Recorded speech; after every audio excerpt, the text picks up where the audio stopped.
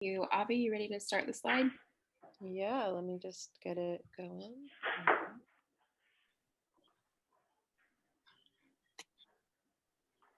We're not gonna be able to see your beautiful face now, though. I know, it's okay. Absorb it in now. All You'll right, share your screen. present. I just had to get it into present mode and now share screen. Oh, Ida, the safety person. Share. Oh, home screen. Oh, You got this. You got this. You got this. you're gonna see it all. There we go. And then you go to present mode and it should put it in the full screen on the slides. There you go. Good. Perfect. Well, welcome everybody. We are Uncoke My Campus, and Uncoke My Campus started as a small student project focused on uncovering and exposing undue donor influence in higher education. And since that moment has grown into a large project, hoping soon to be our own 501c3. But we organize educators, students, and folks who are attached or committed to campus communities to ensure that higher education is free from influence that seeks to corrupt, that seeks to move in climate disaster and deeper, embed deeper climate disaster and disinformation, and ultimately deepen structural inequities. So I'm really grateful that y'all are here with us today in this like really awkward presentation, but we're gonna hang in there and try and be resilient. So first, tell a little bit about ourselves. Avi, why don't you go first? All right. Hi, I'm Avital Norman Nathman. My pronouns are she and her. And I handle all things media at Uncoke My Campus. Everything from sharing what we're up to with the media, but also organizing folks on the ground who want to share their stories and share the organizing they're up to. So creating op-eds, having their voices heard in articles, connecting them to writers and editors, and just in general, making sure that our stories out there, but more importantly, the stories of our organizers are out there. And I'm Jasmine Banks. I'm the resident Virgo of Uncoke My Campus, and my pronouns are she, her. I live in Arkansas with my wife, Mo, whose pronouns are they, them, and our 4 children. I am a proud Black mom and a proud queer person. And as you see, we've got kiddos coming into the office. So yeah, next slide. We have set some goals and intention for the container of this presentation. We want to provide background on the Koch network's capture of higher education, as well as other institutions. We want to demonstrate how the political strategies of the Koch network are a threat to realizing reproductive justice. And we want to propose possible tactics and strategies to disrupting the political strategies of the Koch network. So we start from our propositions. We say that if reproductive justice links reproductive rights with the social, political, and economic inequalities and equities that impact access, power, and self-determination, then we must challenge those who deepen political and economic inequities and inequalities in order to transform society and realize reproductive justice. We pause there, Avi. So we know that the social, political, and economic inequity and the oppressive trinity of capitalism, patriarchy, and anti-Black white supremacy produces those inequities, and that those inequities disproportionately impact those of us who have been made marginalized by these systems and structures. Folks like Combahee River Collective and Sins Invalid, among countless others, teach us that our interlocking realities compound the violences we experience. Systems and structures can reproduce justice and thriving, or they can deepen the status quo. The current status quo of this iteration of our society is one that depends on the subjugation, control, and ultimate destruction of the other. And many of us are the other, right? All of us, the 99%, as some folks call themselves, those of us who are not cisgender, heterosexual, wealthy, non-disabled, Christian, and white. And since people make up those systems that hold structures in place, we must ask what can be transformed, what cannot be transformed, and what we should do about it. Which brings us to this ghoul.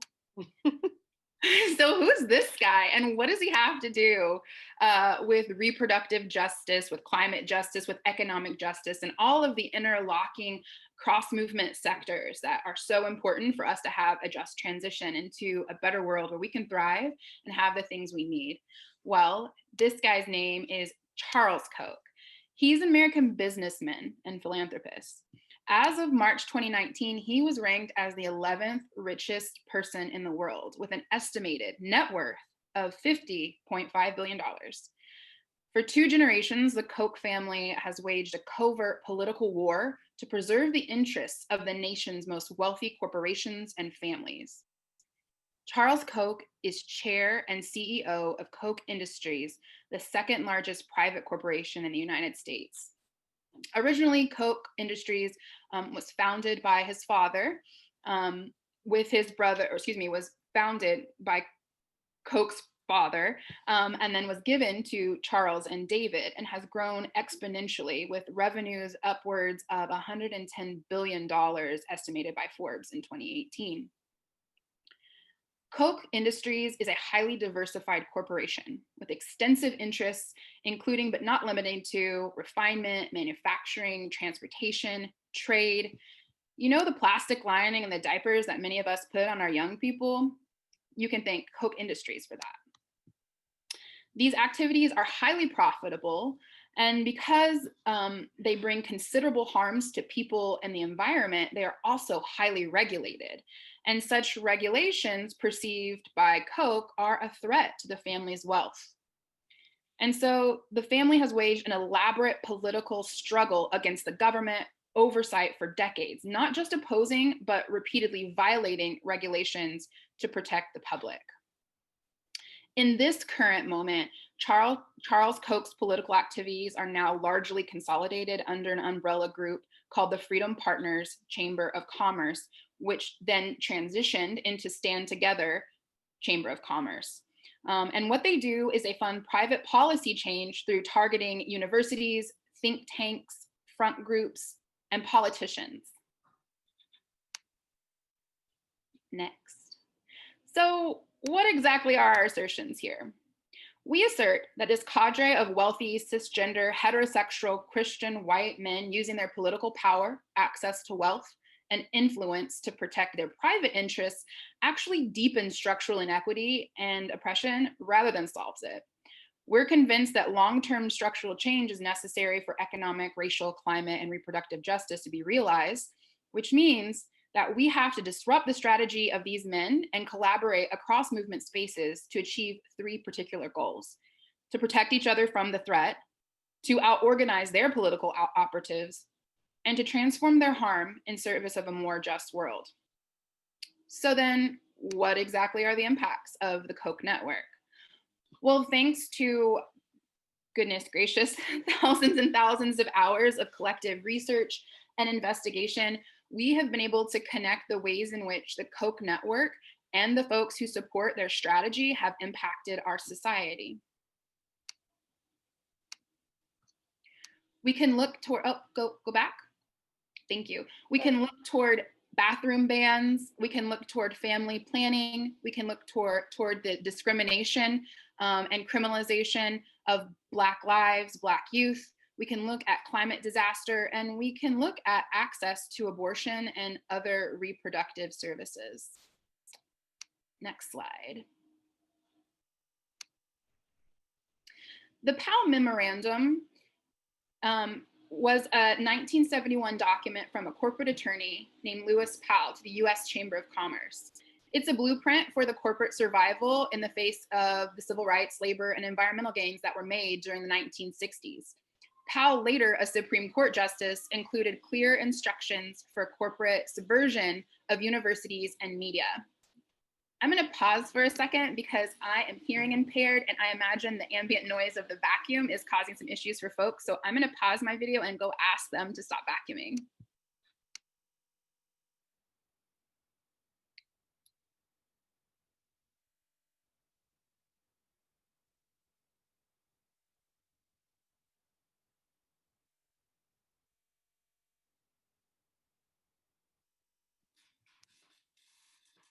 Much better. Where were we at? Great. So Koch refers to the document, the Powell Memorandum from 1971, several times throughout many documents and presentations, suggesting that its analysis, though laudable, might be too optimistic. So instead, Koch and their operatives have supported things like Citizens United versus the Federal Election Commission.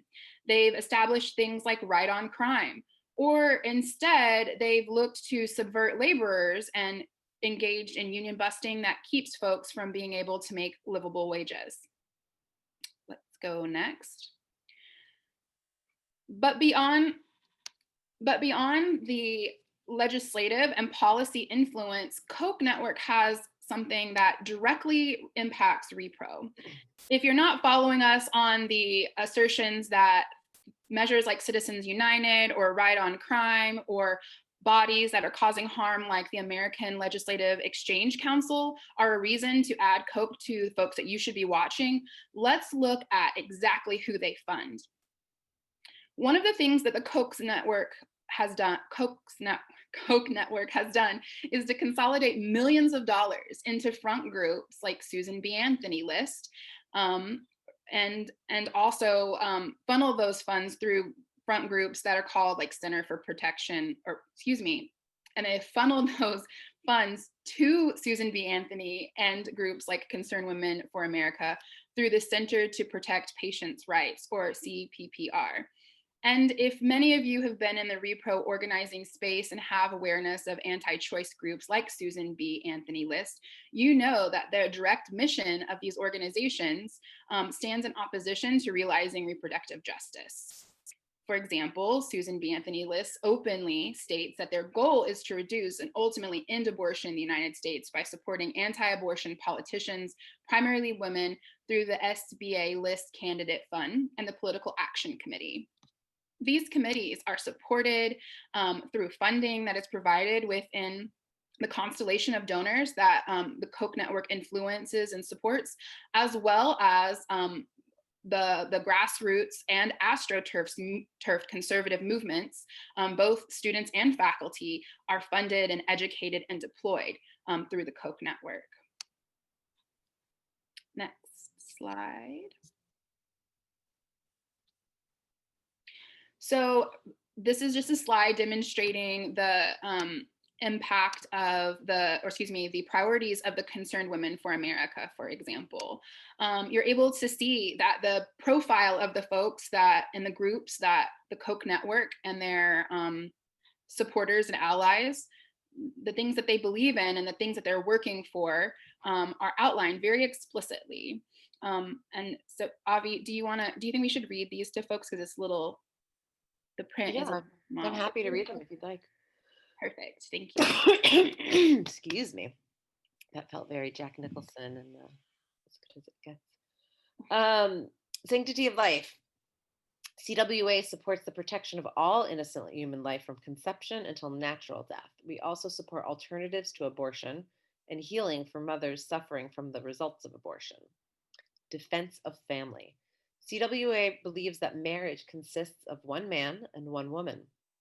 We seek to protect and support the biblical design of marriage and the gift of children. Education. CWA supports reform of public education by returning authority to parents and also accessibility to alternative forms of education, which is public education. Religious liberty. The CWA supports the God-given rights of individuals in the United States and other nations to pray, worship, and express their beliefs without fear of discrimination or persecution. National sovereignty.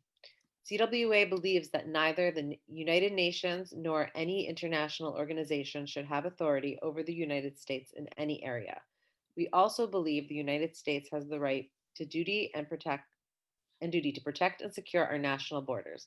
We believe in budget restraint, which embodies responsible spending, small government, and a budget in which the US government spends within its means and ceases to steal from future generations. Sexual exploitation. CWA endeavors to fight all pornography, obscenity, prostitution, and sex slavery. I'm just going to move this. Support for Israel. CWA believes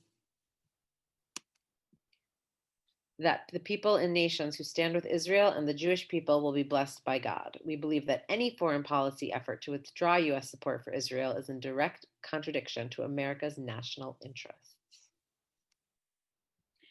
So oftentimes, you can go back to the CWA page. Thank you. So oftentimes when we're having conversations with folks and we are talking about how we believe that the Koch network are a direct threat to anyone who is organizing for an inclusive democracy or reproductive justice or climate justice or racial justice, oftentimes because their network is so nebulous and they employ dark money tactics to fund groups like Concerned Women of America and the Susan B. Anthony list, the link isn't always direct on the kind of world and the kind of outcomes that these folks are funding. But I think this demonstrates and obvious, I don't remember how we've said it in the past, but that where you place your money, where you put your financial investments, your budget are all indicative, or excuse me, they are all examples of moral choices and ethical choices. And so right here, we're not talking about intention. We're not trying to draw some conspiracy theory about the social, psychological goals that the Koch network employs. We want to demonstrate impact. We believe that the Koch network, by funding groups like Susan B. Anthony List, by funding climate denial, disinformation, and disaster, are all impacting us in negative ways as it relates to, not just negative, violent ways, as it relates to our reproductive well-being, self-determination, and ultimately keeps us from realizing reproductive justice. So in addition to these two groups that we've briefly highlighted, and we've tried to condense this so that we can do a top level conversation, it's also important to say that the political donor operations and activities of Stand Together Chamber of Commerce, previously known Freedom Partners Chamber of Commerce, along with groups like Americans for Prosperity and other grassroots power building organizing arms that they fund, have helped elect anti-choice candidates, contribute to the rash of abortion laws that flooded the agendas of the state legislators across this nation since 2010. Even most recently, the flood of anti-abortion bans or bills and bans that came down the pipe from last summer with North Carolina, with Texas, and with Georgia, all were pushed forward by Koch-funded lobbyists using Koch-funded network model legislation. All right. And after, since I'm the one that's controlling the screen right now, when that's over and we're just chatting, I'll drop some links in the chat so y'all can see. There's been some amazing, Adele Stan has done some great investigative reporting where she really makes the link between the donor to the lobbyist to the laws to show those connections. So you can read up more and just more resources for your edification. Awesome. So what is our ask, or what can we do? We believe that we have to educate, organize, and mobilize directly against this threat. We know that the social, political, and economic inequity and the oppressive trinity of all of those things that I mentioned at the top of the presentation, white supremacy, capitalism, and patriarchy, aren't leading us to a more just world. And we need cross-movement solidarity. We need cross-movement organizing and collaboration and mobilization in order to address the multiple threats. And we believe, which is probably needs to be birthed out into a larger or a longer presentation. We believe one such threat to all of our movement wins is the Koch network and the power that they have amassed over more than 20 years. Move on next. So in the vein of political education, you can educate folks on your campus and your community about what they can expect concerning the impact of the Koch network's money. We didn't dive into conversations around how they control academic freedom, how they control with their donor agreements, who can be hired and fired, or even the research that is produced on the campus, because we wanted to be able to stay really top line for you, but we definitely can prove those things. We Uncoke My Campus and our partners have exhaustive resources confirmed through data, which is all open source, that provide evidence on how these political operatives and their political and so-called philanthropic investments produce conditions that keep us from reproductive justice. So educating your base on these folks and how they're funding anti-abortion policies and laws and producing ideas and culture that criminalize and control our bodies and our lives is crucial to any win that we want to leverage against the threat.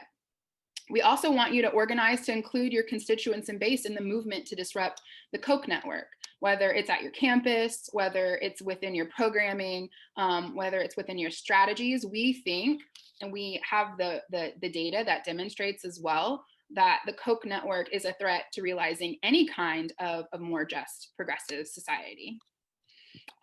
So yeah, with that, we will finish the presentation part and drop into questions and comments, as well as providing y'all the links and resources to read more on the impact of the Koch network within Repro.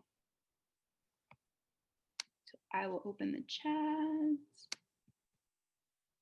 I wish we could have a conversation because that's normally, so we host webinars all the time where we talk about these things, and being able to talk and to be with each other is really part of our joy. And so it's kind of sad that we can't do that in this format, but we can. I know, but we can do it through questions. There's a Q&A section. If y'all want to put questions there, you can also put them in the chat. While you're formulating some questions, I'll drop a few links. Yes.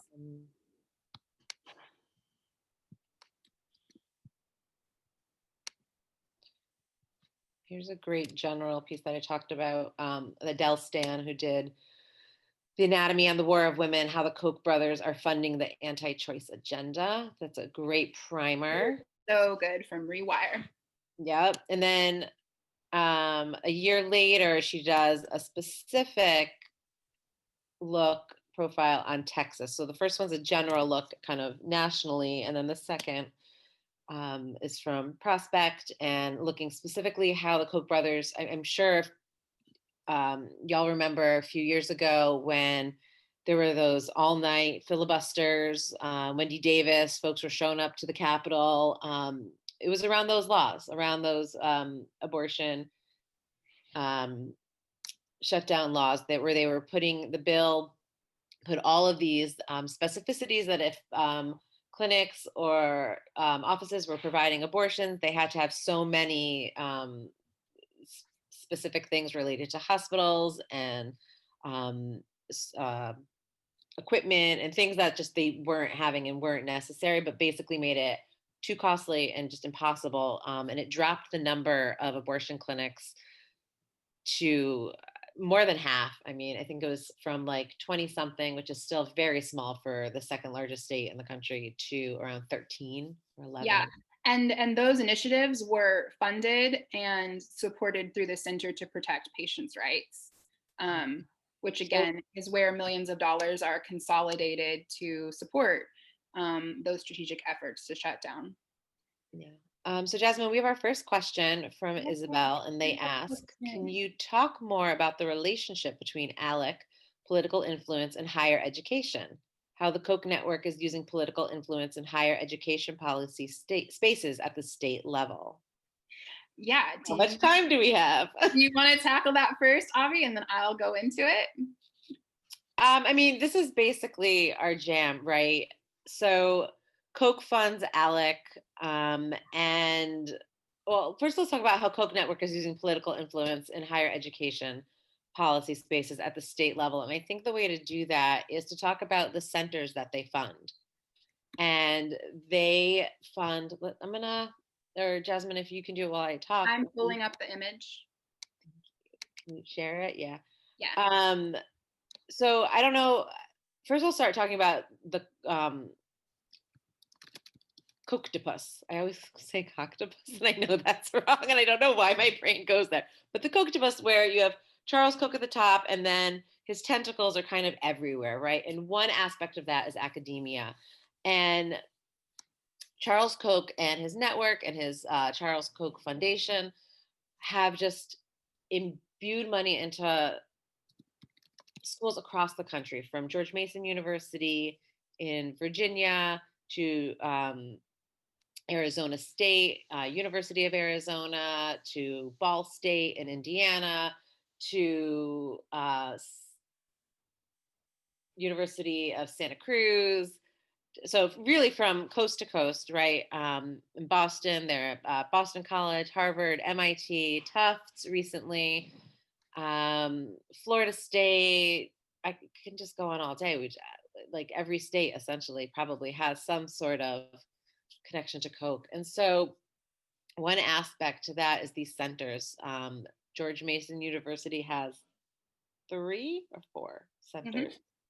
Um, Tufts just got a new center, the Center for Policy and State Analysis. GW has a center, the Center for Regulatory Studies. And so Koch funds these. And these centers create data essentially. Oh, that's beautiful. Look at that. So the Koch's putting the money into the university. The university creates these think tanks, right? These centers that create information and data. And that data sometimes even goes past the front group, because right now, so for instance, GW, George Washington University in DC, they have the Center for Regulatory Studies, and it's a center that looks at climate information, but really what comes out of it is climate disinformation or climate misinformation. And a lot of the stuff that comes out. So Trump recently used that data that came from there for laws that deregulated a lot of environmental laws that were on the books, basically making things like pollution easier for corporations, water and air pollution. And so that didn't even need a front group. That really, he and his people pulled that data and looked to that data um, from the GW Regulatory So Center. So part of the Koch network's theory of change is they believe that if they can influence a university through donation and through the production of ideas, the university will create the ideas that inform research that then informs policy, right? So you can see in our graphic, are y'all able to see, are they able to see that, Avi? The graphic that I'm sharing? Yeah, I see it. So I'm hoping everyone else can. Hopefully everyone else can. So, Yes, I so see yeah, some yeses. okay, Okay. great. So once they donate to this university, they on their first step, they create donor agreements that control who gets to be hired, what research Yep. is made, what fellows, what academics are participating, and then surprise, all of the folks who are hired are often ultra conservative, right wing ideologues. Then the research and ideas then inform, or excuse me, the money that has a donor agreement and the staff and the faculty then inform the research. The research is then disseminated and lands with think tanks, some which are Koch owned or influenced or funded, not always, but it doesn't matter because at this point you have the academy validating something through research, saying that it's true and it's real. And the way policy works within the United States in particular is it relies heavily upon the expertise of researchers in the academy. So then, after the think tank has evaluated the research, they make model policy recommendations. Sometimes, if you have folks like the American Legislative Exchange Group, you don't even need a front group. If Alex supports it, it can be moved pretty quickly through their lobbying efforts. But if the policy doesn't have the support, then oftentimes Koch will fund will fund front groups that will create media and culture and astroturf or grassroots movements that ultimately then applies pressure to legislators. If the legislator is already taking Koch money, they don't have to do the think tank front group work. But if the legislator isn't, the front group is really important to their political strategy to apply pressure to then move the legislator to a place that ultimately leads to deregulation and allows money to go back in Koch's pocket. So that is how they engage their theory of change and ultimately leverage their money. Are there other, hopefully that answered Isabel's question. Any other questions or comments? I'm curious if anyone who's attending is a college student or faculty or has noticed anything about Koch on campus, their Kochs on campus, or now is going to look into it. I hope that folks do, and that's an opportunity for us to offer what we do. So if you are interested in learning more, whether you're an organizer or have programs, like wherever you're at in the nonprofit constellation, we're always happy to talk with people about how the Koch strategy and all of their outcomes impact specifically your work. But as far as the work of Koch My Campus, we partner with students and faculty on the ground and regionally to address issues. Avi, do you want to outline for them where we're doing work with the campus? So maybe some folks. Oh, yeah, I will, but hold on, I got one. I'm sorry, Samantha, I'm so sorry I missed the beginning, so I may have missed this, but if anyone is interested in a long nonfiction book about the Kochtopus, Dark Money by Jane Mayer is fabulous. And thanks for this great. Yes, Jane Mayer's our buddy. She's a friend of our organization, as well as Nancy McLean, who wrote Democracy in Chains and recently published a open source piece called The Disinformation Age that demonstrates how the Koch network uses disinformation to further their political goals and agendas. But yeah, both of those are excellent resources. I also think it's interesting, or maybe not, but now this is just coming to me as we talk about it, how many non-men are doing the work of looking into the work of Koch. Right. Well, I mean, the reality is that those of us who have been made marginalized by structural oppression have always been the ones on the front line transforming and restoring our society and our world whenever violent men have, violent cis white men have done what they do. So Avi, you're dropping the link to our higher education. Yeah, so I wanted to show you that these are all of the active campuses right now. And as you scroll down, you can see there's a bunch, and that's not even all of them. I'm looking at this and I'm seeing a bunch that aren't. We need to update. Yeah, like GW is not on it, Tufts isn't on it, Harvard MIT isn't on it.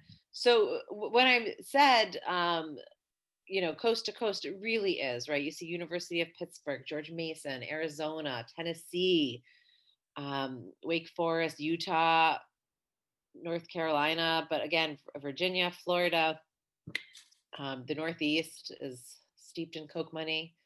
Go ahead. No, go ahead. Another thing that's really important for this audience to understand is when you're looking at the broader implications for our movements around particularly electoral and judicial organizing, the Koch network have their hands all over our courts. Just on the 2020 ballot, 435 Koch-funded electeds, whether it was legislator, local elective, or even judges, were on the ballot, and 83% of them, we're still looking at records, but 83% of them were elected, which means that even if even if folks who are progressive are leading at the federal level, we are still seeing the ways in which state and local are being captured by the Koch network. Also, the highest court in the land has 3 Supreme Court justices that were absolutely implanted by the Koch network.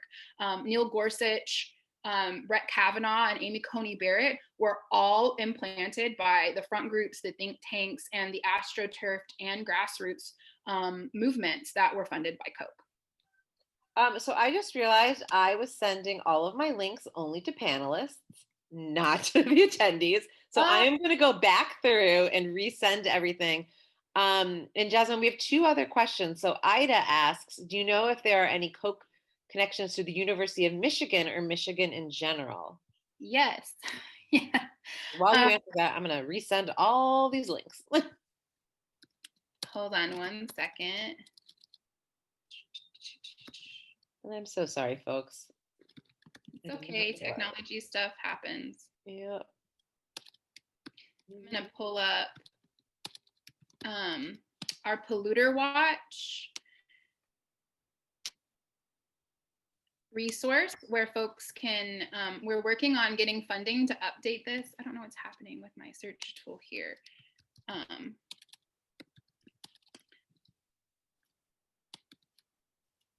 So we have a database that one of our co-founders, Connor Gibson, when he worked within Greenpeace, developed, and now this is going to come and live with us now at my campus now that Connor has moved on from Greenpeace, and we're hoping to find some funding and resources and capacity to update, because we've got the 2018 to 2020 990s and tax information. But you can click this link that I dropped in all panelists and attendee thread. It's polluterwatch.org, and this will demonstrate up until 2018 what universities have accepted Koch funding.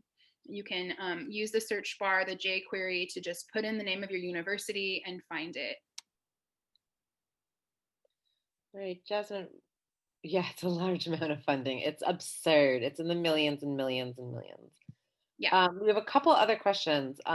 We'll do Emily's first, and then I saw a question in the chat from Nina. So we'll start with Emily. If this is relevant, can y'all discuss any ways in which this intersects with the ways in which pseudoscience is increasingly being used to justify outrageous abortion restrictions, such as abortion reversal laws? In my work here in Indiana, we beat that law back, but it's so concerning how this is happening all over the country, and clearly is relevant to how/why our COVID situation is as terrible as it is right now. How might we intervene in this trend to push back against this? Thanks so much. I will be throwing in some more links. Yeah, we have links to a webinar where we talk about the overlap between the Koch-funded climate deniers and the Koch-funded disinformation reopen folks. In fact, we organized a digital resistance letter writing campaign for all of our organizers to send resources to their governor saying that, hey, here's the information on why you're being pressured to reopen. And it's definitely has Koch fingerprints all over it. So I'm sorry, Sonia, if I'm saying your name correctly, can you drop the link again? Which link were you referring? Oh, did we get it? I think we got it. Hi, everyone. Thanks so much for joining us for this really exciting. That was me. I was getting the links. I did answer Sonia's. That was when I was posting things to just the panelists. So that is the climate denial to COVID-19. And then this one is going to be the COVID deniers, overlaps between coronavirus denial and climate denial. So these were two webinars we did kind of back to back around this. And I think it's important to note that the Kochs, when we talk about pseudoscience and misinformation, it's right. It's not just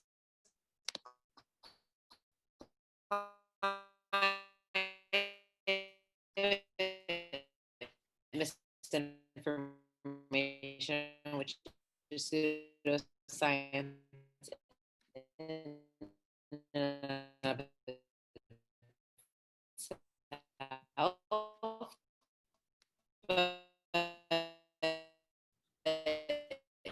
It's really ending behind or putting words to. Jasmine, are you frozen, or are you just? Am I frozen, or is Jasmine frozen? I can hear you now. I think there was like a Wi-Fi gap. They're saying they were losing. Okay, I'm back. Great. So I'm not sure what everyone heard, but so I was talking about Koch's connection to COVID misinformation, specifically the Great Barrington Declaration, which was a declaration written in Great Barrington, Massachusetts, just about a half hour west of me. I'm in Western Massachusetts, where a bunch of folks got together and they basically wrote that the solution to COVID is herd immunity. That, screw masks, screw science, screw data, but we just need, and screw old folks, people with, compromised immune systems, and anyone who would be at a higher risk of complications from COVID. what we need to do is get out there, get back to work, get back to making rich folks richer, essentially. And this declaration came out, a bunch of folks signed it, and very quickly, within hours, if not days, the scientific community lashed back and said, no. Even Fauci was like, do not listen to this. This is pseudoscience, right? This is not how immunity works. That's not how herd immunity works. This will kill thousands, hundreds of thousands. Someone even came up with the data for it. But this was a Koch funded, Koch put money into this, and it's not surprising. So to make the leap to pseudoscience in other areas, right? If they're doing it in climate, if they're doing it in COVID, it's basically what's going to get them a larger bottom line. And that's it's what we talk about, people over profits, their profits over people. And yeah, I mean, we have multiple documents, whether it's been at conferences, in writing, in interviews, where Charles Koch has explicitly communicated that he believes that, taxing the rich, infringing upon his wealth in any way is limiting his freedom, his right to liberty, justice, and the pursuit of happiness. And so he organizes from that very classic libertarian ideology. And even just recently came out talking about how he's had a change of heart and he's no longer interested in organizing and funding the right, the GOP, and how he's made some mistakes. But we haven't seen any evidence other than the lip service that he's providing in his current PR campaign on how he's changing his funding.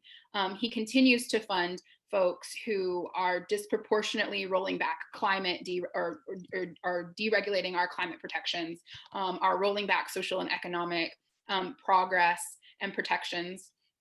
What we know in this moment, which is really, really important for any of you who organize around policy and legislation, is that when he released this book with Brian Hooks, the guy from the CEO of Stand Together, which is the new, more quote unquote progressive front group, and then Charles Koch Foundation, what the book, talking about bottom up and pulling people out of poverty and trusting folks who have left prison and suddenly made the best of themselves, what it's doing is distracting from the real harms, the real impacts, but it's also signaling to pro-corporate Democrats who might actually be interested in partnering with him on work. We've seen folks in the Democratic Party, like Van Jones, work with Charles Koch to tackle recidivism and talk about prison.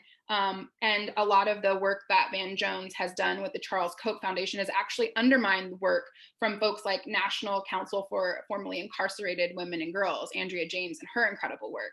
And so we see how he's using this very neoliberal, pro-corporate strategy to undermine actual transformation that is linked to like abolition and reproductive justice and things that we want to see realized into the world. So I want to go back to Nina's question. She had written it in the chat, and it was, I think you're planning on talking about this. Here we go. But I would love to know more about what faculty can do to resist Koch on campus. Yeah, so I answered that in the chat, but I'm happy to walk through it. What we definitely do is, we want you to have the political education and the skills before you even try and address the threat. And that starts with going to Polluter Watch, looking up your university, your college or university, and seeing if there's a relationship, or reaching out to us and seeing if maybe there's some information that we have that you need. Then after that, you can start filing your Freedom of Information Act requests, which we have a skill training for that for folks who are not familiar.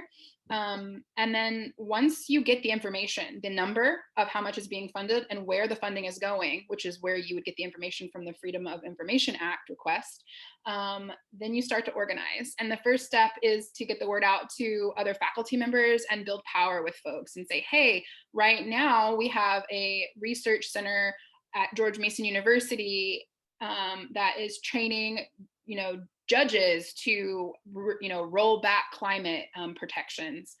And when these judges go to these seminars, they, for example, increase sentencing on communities of color.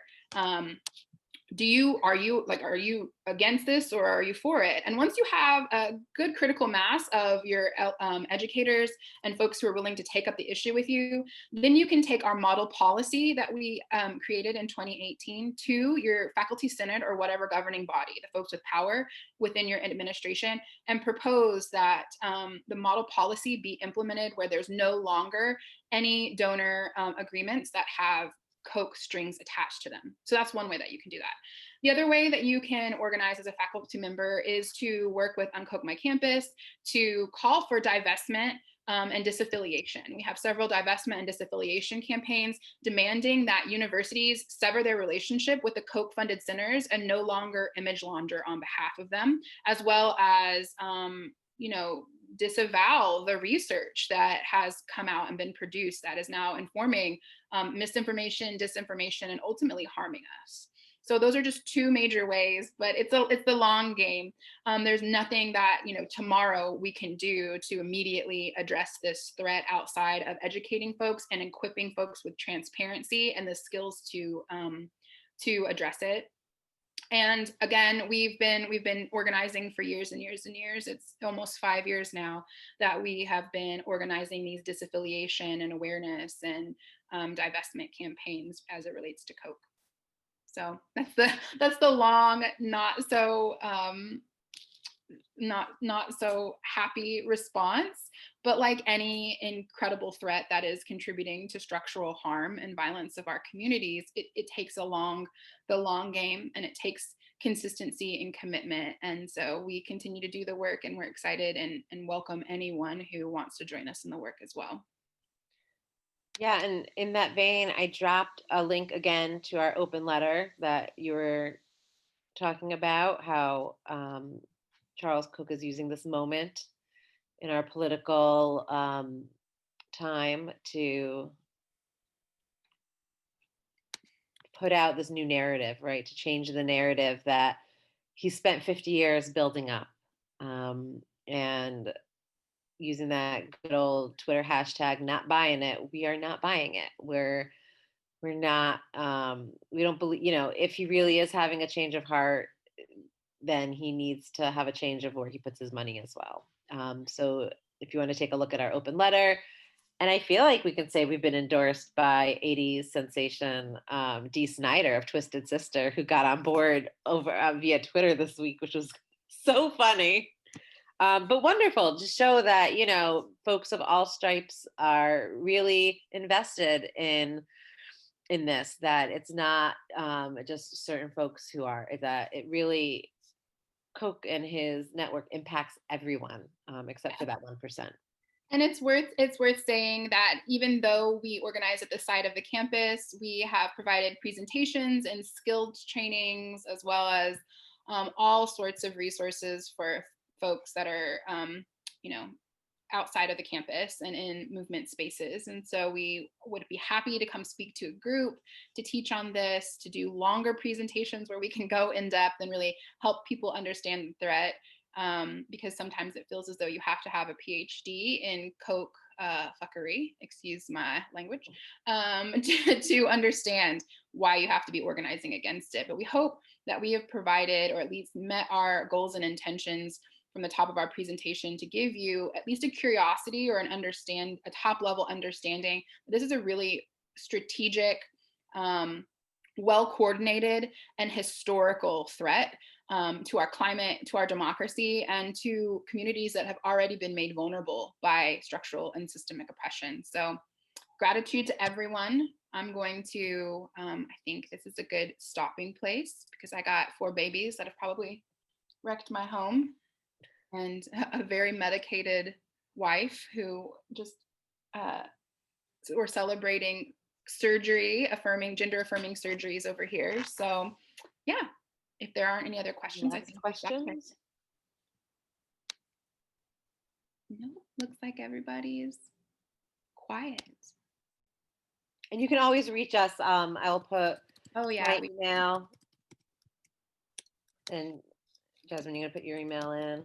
Yes. We are very available via email, except for next week. We're off for break. But otherwise, we're very available via email.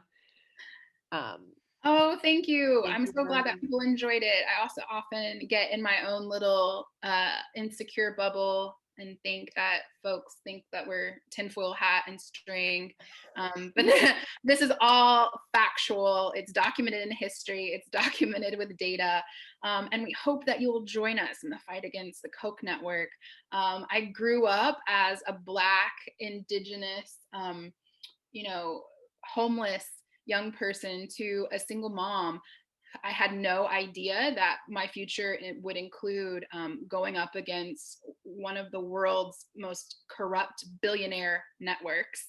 Also, just a little plug, and I know this is probably like not gauche, or excuse me, not appropriate for conference world, but I'm gonna do it anyway. Please send us funders and folks who are interested in resourcing our work. We have a $250,000 budget that we barely survive on, and we're fighting billionaires. So if you have resources, connections, please, please, please send them our way. We love to collaborate, and we appreciate all of your energy and time. Thank you. Bye.